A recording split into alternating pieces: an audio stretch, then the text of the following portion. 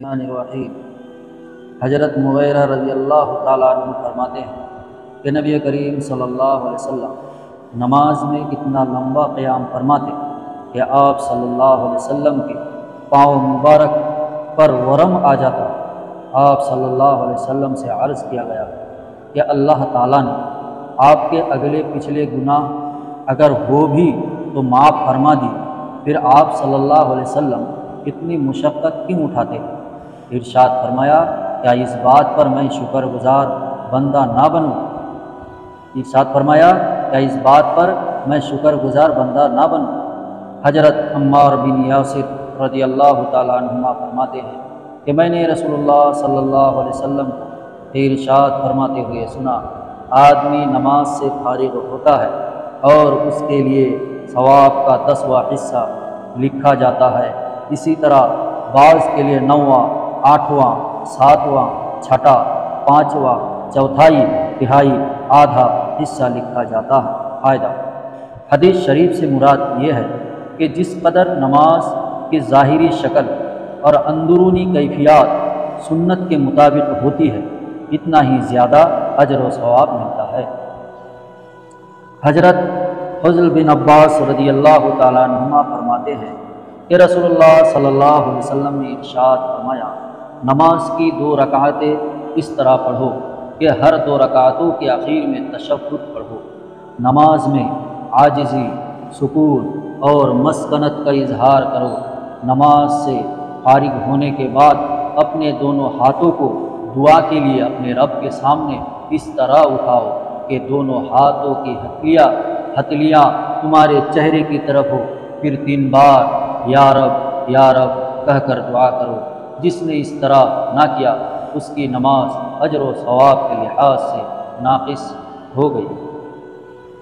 حضرت ابو ذر رضی اللہ تعالیٰ عنہ روایت کرتے ہیں کہ رسول اللہ صلی اللہ علیہ وسلم نے ارشاد فرمایا، اللہ تعالیٰ بندہ کی طرف اس وقت تک توجہ فرماتے ہیں جب تک وہ نماز میں کسی اور طرف متوجہ نہ ہو۔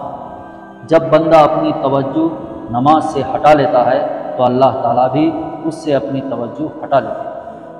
حضرت حذیفہ رضی اللہ تعالیٰ عنہ سے روایت ہے کہ نبی کریم صلی اللہ علیہ وسلم نے ارشاد فرمایا، آدمی جب نماز پڑھنے کھڑا ہوتا ہے تو اللہ تعالیٰ اس کی طرف پوری توجہ فرماتے ہیں، یہاں تک کہ وہ نماز سے فارغ ہو جائے یا نماز میں کوئی ایسا عمل کر لے جو نماز کے خشوع کے خلاف ہو۔ حضرت ابو ذر رضی اللہ تعالیٰ عنہ سے روایت ہے کہ نبی کریم صلی اللہ علیہ وسلم نے ارشاد فرمایا، جب تم میں کوئی شخص نماز کے لیے کھڑا ہو تو نماز کی حالت میں بلا ضرورت کنکریوں پر ہاتھ نہ پھیرو، کیونکہ اس وقت اللہ تعالیٰ کی خاص رحمت اس کی طرف متوجہ ہوتی ہے۔ فائدہ: ابتدائی اسلام میں مسجدوں کے اندر صفوں کی جگہ کنکریاں بچھائی جاتی تھی۔ کبھی کوئی کنکری کھڑی رہ جاتی جس کی وجہ سے سجدہ کرنا مشکل ہو جاتا تھا۔ رسول اللہ صلی اللہ علیہ وسلم نے بار بار کنکریاں ہٹانے سے اس لیے منع فرمایا ہے کہ یہ وقت اللہ تعالیٰ کی رحمت کے متوجہ ہونے کا ہے۔ کنکریاں ہٹانے یا اس قسم کے کسی دوسرے کام میں متوجہ ہونے کی وجہ سے رحمت سے محرومی نہ ہو جائے۔ حضرت سمرہ رضی اللہ تعالیٰ عنہ فرماتے ہیں کہ رسول اللہ صلی اللہ علیہ وسلم ہمیں حکم فرمایا کرتے تھے کہ جب ہم نماز کی حالت میں سجدہ سے سر اٹھائے تو اطمینان سے زمین پر بیٹھے، پنجوں کے بل نہ بیٹھے۔ حضرت ابو درداء رضی اللہ تعالیٰ عنہ نے انتقال کے وقت فرمایا، میں تم سے ایک حدیث بیان کرتا ہوں جو میں نے رسول اللہ صلی اللہ علیہ وسلم سے سنی تھی۔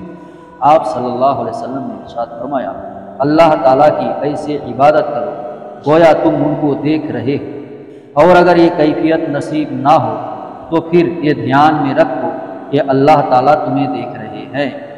اپنے آپ کو مردوں میں شمار کیا کرو، اپنے آپ کو زندوں میں نہ سمجھو کہ پھر نہ کسی بات سے خوشی نہ کسی بات سے رنج۔ مظلوم کی بددعا سے اپنے آپ کو بچاتے رہو کیونکہ وہ فوراً قبول ہوتی ہے۔ جو تم میں سے عشاء اور فجر کی جماعت میں شریک ہونے کے لیے زمین پر گھسٹ کر بھی جا سکتا ہو تو اسے گھسٹ کر جماعت میں شریک ہو جانا چاہیے۔ حضرت عبداللہ بن عمر رضی اللہ تعالیٰ عنہما روایت کرتے ہیں کہ رسول اللہ صلی اللہ علیہ وسلم نے ارشاد فرمایا، اس شخص کی طرح نماز پڑھا کرو جو سب سے رخصت ہونے والا ہو، یعنی جس کو گمان ہو کہ یہ میری زندگی کی آخری نماز ہے، اور اس طرح نماز پڑھو گویا تم اللہ کو دیکھ رہے ہو۔ اگر یہ حالت پیدا نہ ہو سکے تو کم از کم یہ کیفیت ضرور ہو کہ اللہ تمہیں دیکھ رہے ہیں۔ حضرت عبداللہ رضی اللہ تعالیٰ عنہ فرماتے ہیں کہ ابتدائی اسلام میں ہم رسول اللہ صلی اللہ علیہ وسلم کو نماز کی حالت میں سلام کر لیا کرتے تھے، اور آپ صلی اللہ علیہ وسلم ہمیں سلام کا جواب دیا کرتے تھے۔ جب ہم نجاشی کے پاس سے واپس آئے تو ہم نے پہلی عادت کے مطابق آپ صلی اللہ علیہ وسلم کو سلام کیا۔ آپ صلی اللہ علیہ وسلم نے ہمیں جواب نہ دیا۔ ہم نے عرض کیا، یا رسول اللہ، پہلے ہم آپ کو نماز کی حالت میں سلام کرتے تھے، آپ ہمیں جواب دیتے تھے، لیکن اس مرتبہ آپ صلی اللہ علیہ وسلم نے جواب نہ دیا۔ آپ صلی اللہ علیہ وسلم نے ارشاد فرمایا، نماز میں صرف نماز ہی کی طرف مشغول رہنا چاہیے۔ حضرت عبداللہ رضی اللہ تعالیٰ عنہ فرماتے ہیں، میں نے رسول اللہ صلی اللہ علیہ وسلم کو نماز پڑھتے ہوئے دیکھا۔ آپ صلی اللہ علیہ وسلم کے سینہ مبارک سے رونے کی آواز سانس رکنے کی وجہ سے ایسی مسلسل آ رہی تھی جیسے چکی کی آواز ہوتی ہے۔ حضرت ابن عباس رضی اللہ تعالیٰ عنہما سے روایت ہے کہ نبی کریم صلی اللہ علیہ وسلم نے ارشاد فرمایا، فرض نماز کی مثال ترازو کی سی ہے، جو نماز کو پوری طرح ادا کرتا ہے اسے پورا اجر ملتا ہے۔ حضرت عثمان بن ابی دہرش رضی اللہ تعالیٰ عنہ سے روایت ہے کہ نبی کریم صلی اللہ علیہ وسلم نے ارشاد فرمایا، اللہ تعالیٰ بندے کے اسی عمل کو قبول فرماتے ہیں جس میں وہ اپنے بندے کے ساتھ دل کو بھی متوجہ رکھتا ہے۔ حضرت ابو ہریرہ رضی اللہ تعالیٰ عنہ سے روایت ہے کہ رسول اللہ صلی اللہ علیہ وسلم نے ارشاد فرمایا، نماز کے 3 حصے ہیں، یعنی نماز کا پورا ثواب ان 3 حصوں کے صحیح ادا کرنے پر ملتا ہے۔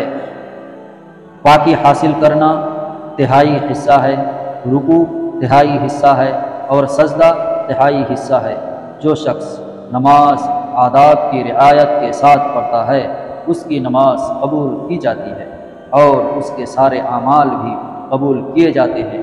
جس کی نماز صحیح نہ پڑھنے کی وجہ سے قبول نہیں ہوتی، اس کے دوسرے اعمال بھی قبول نہیں ہوتے۔ حضرت ابو ہریرہ رضی اللہ تعالیٰ عنہ فرماتے ہیں کہ رسول اللہ صلی اللہ علیہ وسلم نے ہمیں عصر کی نماز پڑھائی۔ اس کے بعد آپ صلی اللہ علیہ وسلم نے ایک صاحب کو نماز پڑھتے ہوئے دیکھا تو انہوں نے آواز دے کر فرمایا، یا فلاں، اللہ تعالیٰ سے ڈرو، نماز کو اچھی طرح سے پڑھو۔ کیا تم یہ سمجھتے ہو کہ میں تم کو نہیں دیکھتا؟ میں اپنے پیچھے کی چیزوں کو بھی ایسا ہی دیکھتا ہوں جیسا کہ اپنے سامنے کی چیزوں کو دیکھتا ہوں۔ اپنی نمازوں کو اچھی طرح پڑھا کرو، رکوع اور سجدوں کو پورے طور پر ادا کیا کرو۔ فائدہ: نبی کریم صلی اللہ علیہ وسلم کا پیچھے کی چیزوں کو بھی دیکھنا آپ صلی اللہ علیہ وسلم کے معجزات میں سے ہے۔ حضرت وائل بن حجر رضی اللہ تعالیٰ عنہ فرماتے ہیں کہ رسول اللہ صلی اللہ علیہ وسلم جب رکوع فرماتے تو ہاتھوں کی انگلیاں کھلی رکھتے، اور جب سجدہ فرماتے تو انگلیاں ملا لیتے۔